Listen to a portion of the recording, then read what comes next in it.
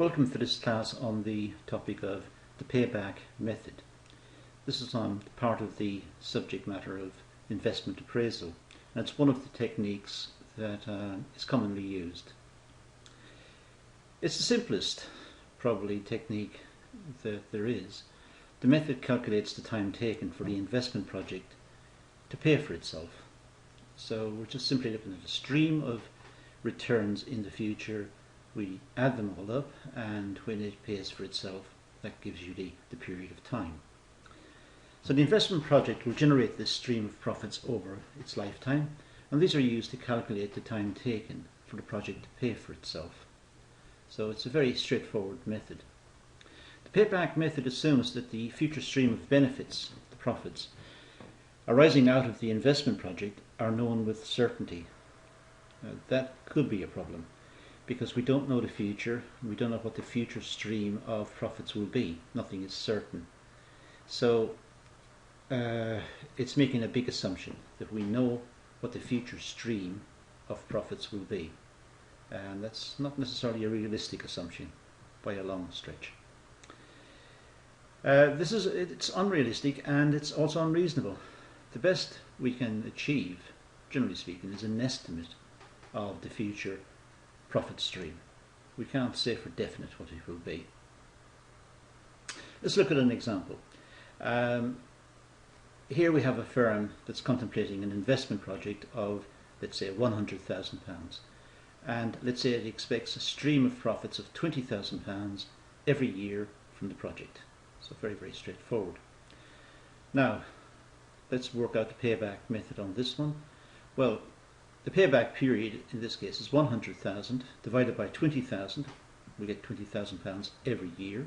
So £100,000 divided by £20,000 is 5 years.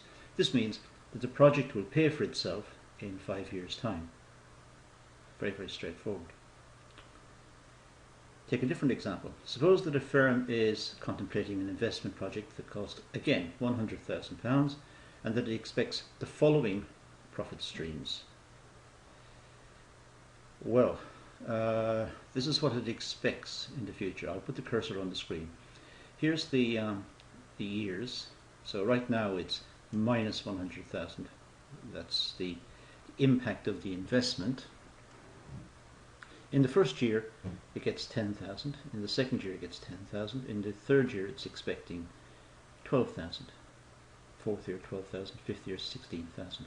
So the easiest way to do this is to work out the accumulated stream. So it's 10 plus 10, which is 20, plus 12, which is 32, plus 12, which is 44, plus 16, which is 60, and so on. And you can actually work out the implications for the investment of this. We started by buying the piece of equipment, let's say, for £100,000. After 1 year, we've made £10,000 has come back to us. So now it's 90,000 in the red, if you like, 80,000, 68, 54, 38. It's £20,000 in the red. So at the end of year 6, it still hasn't paid for itself. It's still £20,000 under what is required for it to pay for itself. At the end of the 7th year, it's still £1,000 short. And at the end of the 8th year, it's £4,000 in profit. So it will take this period of time for it to pay for itself. And there it is.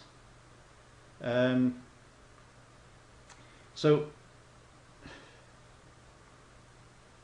at the end of 8 years, the project is paid for. That's the payback period, 8 years, and it's now gone into profit. Presumably you'd have to keep the asset for much longer than 8 years to make a profit on it, which was the whole idea in purchasing the asset in the first place. Let's look at some advantages and disadvantages of the technique. Well, first of all, it's very easy. It's very easy to understand. It's a very, very straightforward method. It does ignore the sequence of payments. Big returns early may be put to work for the business, perhaps purchase further investment projects or put it in the bank and get a rate of interest. The same returns later will not yield these benefits. In other words, if there are big returns early in the life of the asset, that's better than having the same returns later in life. We much prefer our return soon rather than later. Say a project costs £5,000 and we have two possible payback streams. Put the cursor back on the screen. Okay, we've got £1,000 for the first 4 years here, and we've got 2,000, 1,200, 500 and 500 for the first 4 years here. Which of these streams is preferable? No contest really. Stream 2, because we get more of the money back, more of the investment resource back in the first 2 years, and that is much more preferable. So even though the two of them have the same payback period, we can discriminate in this way. We can pick the one which has got the best payback in the early period. So in both cases the payback there is 6 years, however stream 2 is preferred because the returns are received earlier.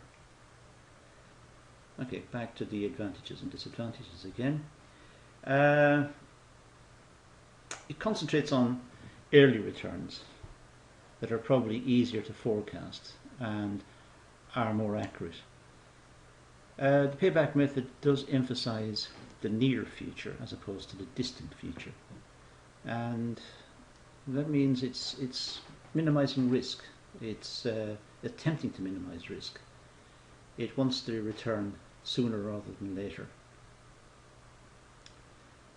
It favors a short payback, but this means it could, of course, ignore very lucrative or very profitable returns much later in the project.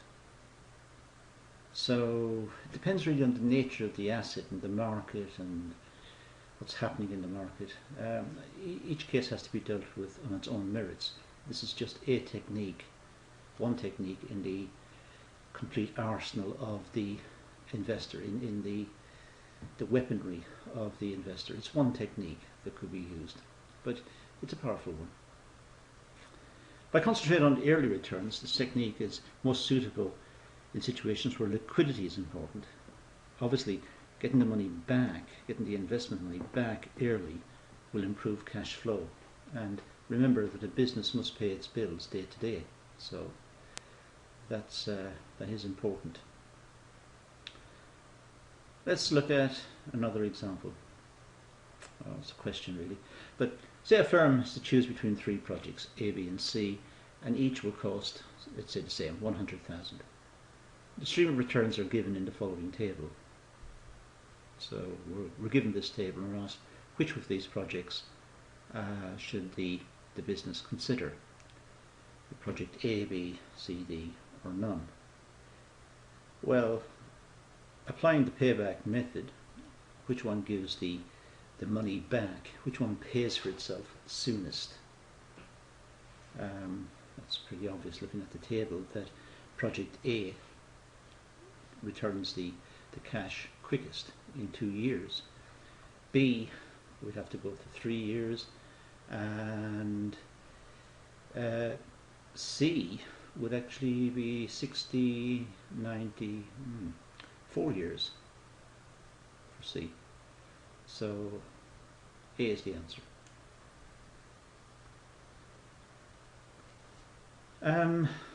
Let's say we have a stream. Sorry, the second one here is the second question here is related to the first one. It just says which project is the second most preferred project. Unusual question. It's looking for the second best. We know what the best is. The best is A, but now we want to know what the second best is. The answer is B. It has a payback period less than 3 years. Because in 3 years it gets 115,000. In the same period, C would have a payback of 90,000. So B is the second best. So in terms of rankings, A is the best, B is the second best, and C is the worst. Here's a slightly more complex question. According to the payback method, which of the following projects is most preferred? Now in this case, the projects cost 5,000, 8,000 and 3,000. So there are different costs of purchasing these machines or these pieces of capital equipment or whatever it is. And here's the return on each of them. So which one is the most preferred? Well, let's just tot it up. The first one, we're looking for 5,000 return, so that's 2, 4, it's 4 years. The second one's 8,000, so that's 3, 5, 8. Okay, the first one was 2, 4, 5, so that comes in 4 years. This one comes in 4 years. The next one is 3,000, which is 2 minus 3. That's 4 years. So each of them have the same payback. So the answer here is there's no unique solution here. All three projects have a payback of 4 years. So we need more information here. We need more, something else, an extra criteria to try and deal with this one. Of course, we've already got that in some respects. We just discussed it earlier. A looks pretty good because you get more of the return in the early time periods. So you don't get anything for project B in the first year, nothing for project C in the first year, but with A you get 2,000. That's good. Helps cash flow, brings cash back into the business, partly pays for itself. So A would be preferred if we look at the revenue stream, if we look at the way the revenue stream is composed. That's just simply trying to get the cash back into the business as soon as possible. But if we were not to take that into account, if we didn't look at that, then all the projects are the same, 4 years. But a real business person, I guess, would go for A. A is the answer. But technically the payback is none. Okay, that's our discussion of the payback method, our introduction to the payback method. Very simple, very straightforward, and that concludes the class. So thank you for watching.